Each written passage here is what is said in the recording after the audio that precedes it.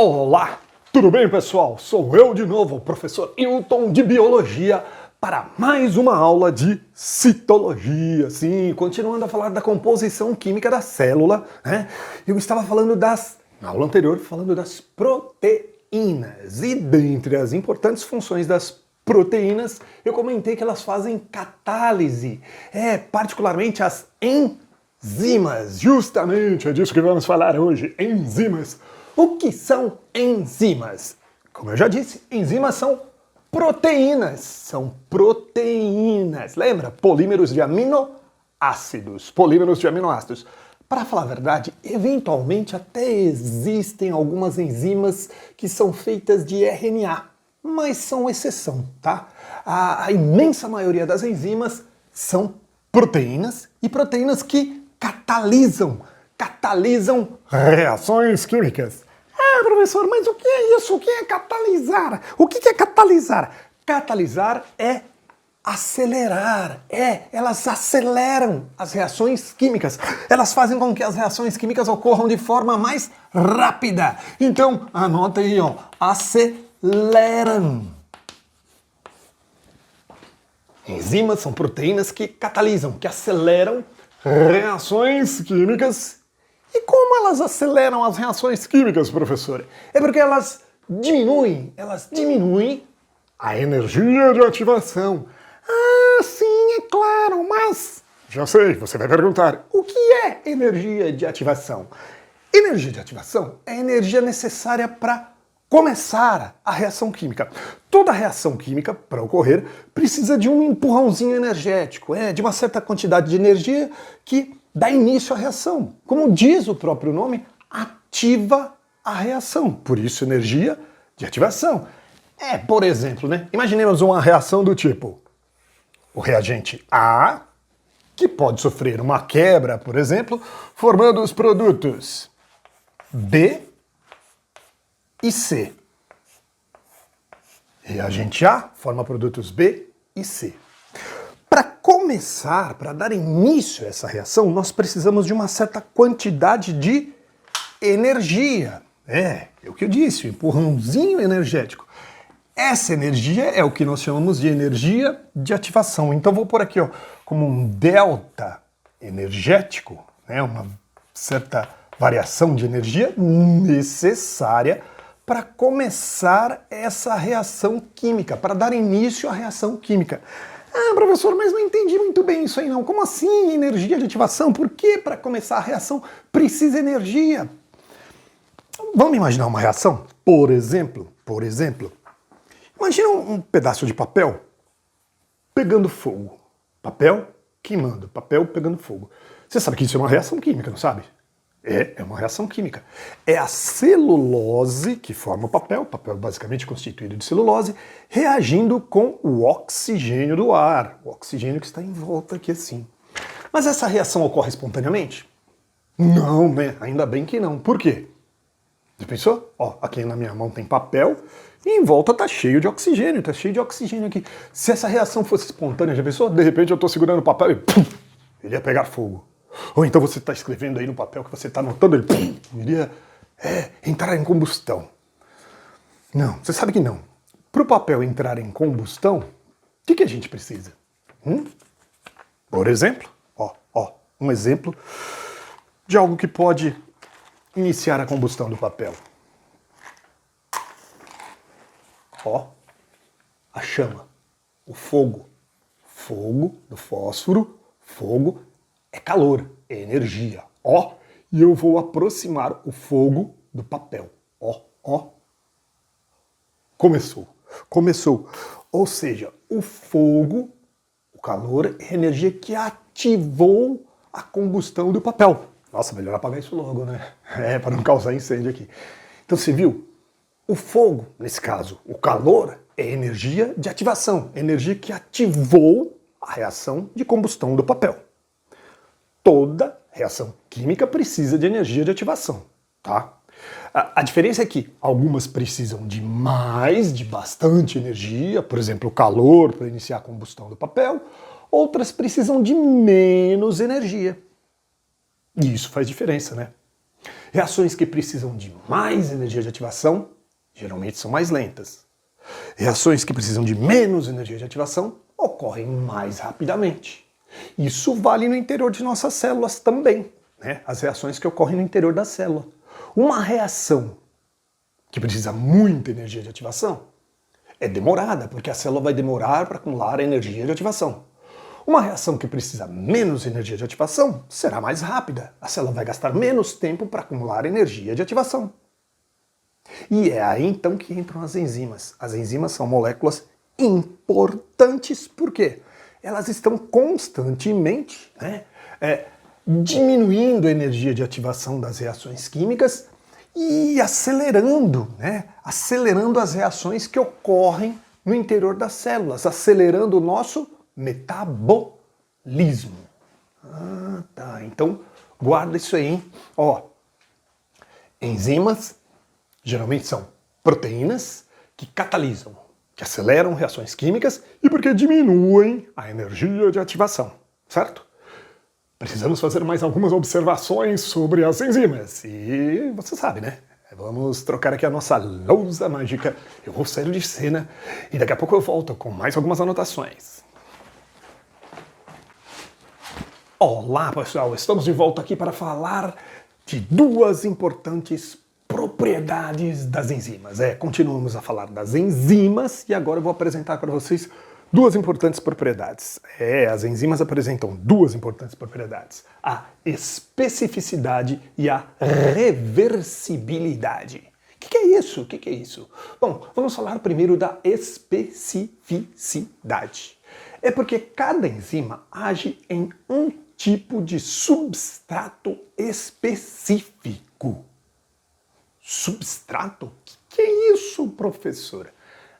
Substrato é justamente a substância que sofre a ação da enzima, né? Então, lembra naquela reação que eu havia mostrado agora há pouco, né? O reagente A, que sofre uma reação de quebra formando produtos B e C. Então, o reagente A é o substrato, nesse caso, tá? Então, quem sofre a ação de uma enzima se chama substrato. A partir de agora, pra gente, quem sofre a ação da enzima é o substrato. Guarda isso, hein, goiaba? Substrato, quem sofre a ação da enzima. Então veja aqui agora, aquela mesma reação A, formando B mais C, só que com a participação de uma enzima. Agora tem uma enzima na parada. Então, A mais a enzima. A enzima se liga ao substrato, eu representei aqui assim, substrato e a enziminha encaixando aqui no substrato. A especificidade é justamente isso, né? Cada enzima tem um tipo específico de substrato que vai encaixar, né? Ela vai encaixar um tipo específico de substrato. Cada enzima num substrato.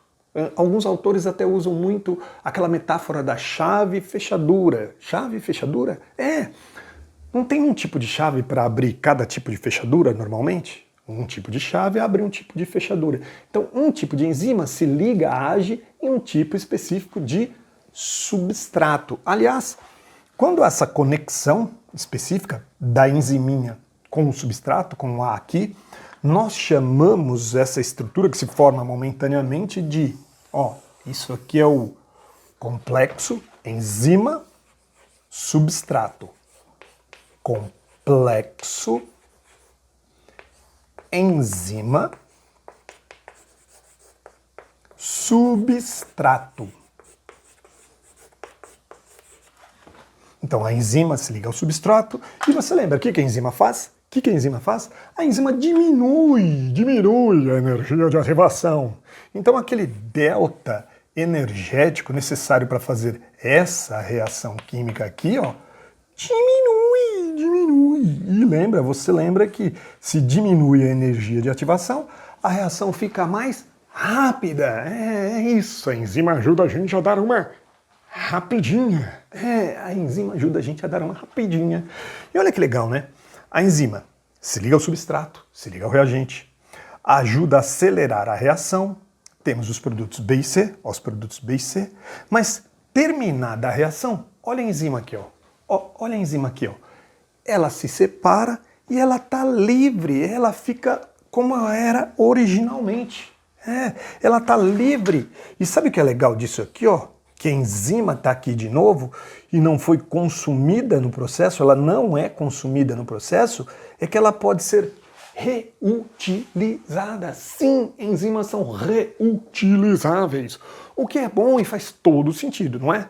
É assim, ó. Vamos pegar, por exemplo, uma enzima que inclusive eu já falei lá na aula de carboidratos. Quem já assistiu, aliás, aproveite, assista, tem uma aula aí no nosso canal sobre carboidratos. Então, na aula de carboidratos, eu comentei que existe a amilase, que é uma enzima que ajuda a quebrar amido, né? Ela fica na saliva, por exemplo, na saliva também, né? Então, a amilase se liga ao amido, ajuda a quebrar uma molécula de amido. Agora, essa amilase, ela não foi consumida no processo, então ela pode te ajudar a quebrar depois outra e várias outras moléculas de amido. Você vai reutilizá-la várias vezes e, como eu disse, faz todo sentido porque enzimas são proteínas e proteínas são moléculas enormes. A gente gasta muito para fazer uma proteína, gastamos energia, gastamos aminoácidos, então não faria sentido, né, você produzir uma enzima para usar uma ou pouquíssimas vezes. Por isso, as enzimas são reutilizáveis. Ai, que legal, que bom, né? Agora, além disso, além da especificidade, que aliás tem influência na forma como a gente dá nome às enzimas, eu já vou comentar daqui a pouco, vou dar vários exemplos. Uma outra propriedade das enzimas é a reversibilidade. O que é isso, reversibilidade? O que é o reversível? Reversível é algo que pode voltar ao estado original. Que volta ao estado original. Volta a ser como era antes. Por exemplo, um guarda-chuva. Né? Você abre o guarda-chuva, quando está chovendo. A hora que passa a chuva, o que você faz? Fecha o guarda-chuva, ele volta a ser como era antes. Então ele é reversível. Agora, as reações ativadas por enzimas também são reversíveis. O que significa que, se há uma reação de A formando B e C, também é possível fazer o contrário. O quê?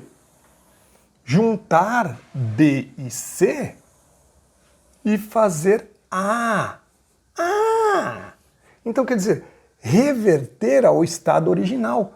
Tanto pode ir de A formando B e C, como pode ir de B e C formando A. Isso depende das concentrações, né, das quantidades de substrato, produtos, né, de reagentes e produtos. Quando você tem uma concentração mais alta de substrato, a reação ocorre de A para B mais C. Se, numa situação hipotética, tivesse uma quantidade absurdamente maior de B e C e menor ou zero de A reação poderia ocorrer no sentido inverso. Então, a reação seria revertida. Daí a gente fala em reversibilidade. Então guarda essas duas coisinhas aí, tá? Propriedades das enzimas. Duas importantes propriedades que são muito cobradas, Especificidade.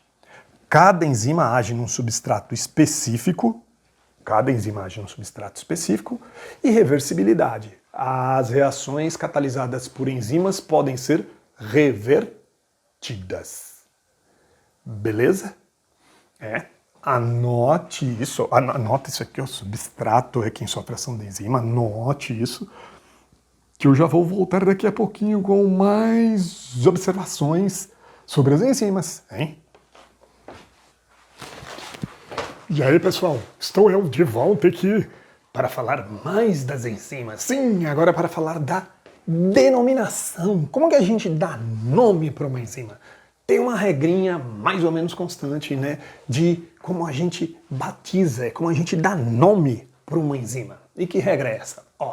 A gente geralmente pega parte do nome do substrato, e é claro que você lembra que substrato é quem sofre a ação da enzima, e acrescentamos o sufixo ase. Sim, ase, A-S-E, ase. Então, por exemplo, lembra? Eu havia falado agora há pouco. A enzima que te ajuda a quebrar amido, como é que chama mesmo? O substrato é amido. Daí o nome da enzima, amilase. É claro, é óbvio, né? É óbvio. E se for uma enzima que te ajuda a quebrar lipídios, como você vai chamar? Como você vai chamar? Sim, lipase. Então, pelo nome da enzima dá pra gente mais ou menos deduzir o que ela faz às vezes, né? Por exemplo, ó, o que você acha que faz uma protease? É exatamente o que você pensou. É uma enzima que ajuda a quebrar proteínas. Protease ajuda a quebrar proteínas. Lembra da lactase? Claro que você lembra da lactase, da aula de carboidratos. O que a lactase faz?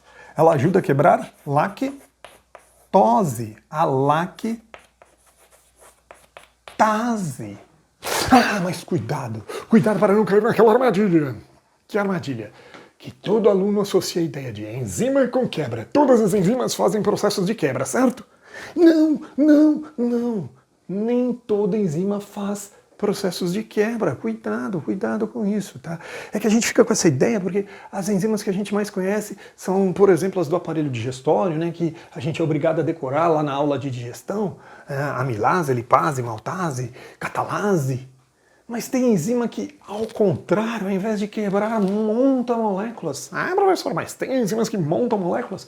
Sim, por exemplo, você nunca ouviu falar da DNA polimerase? Sim, a DNA polimerase. O nome já diz, ela polimeriza. O que é polimerizar? Ela produz, ela ajuda a gente a produzir DNA. Sim, tem uma enzima que ajuda na produção do DNA.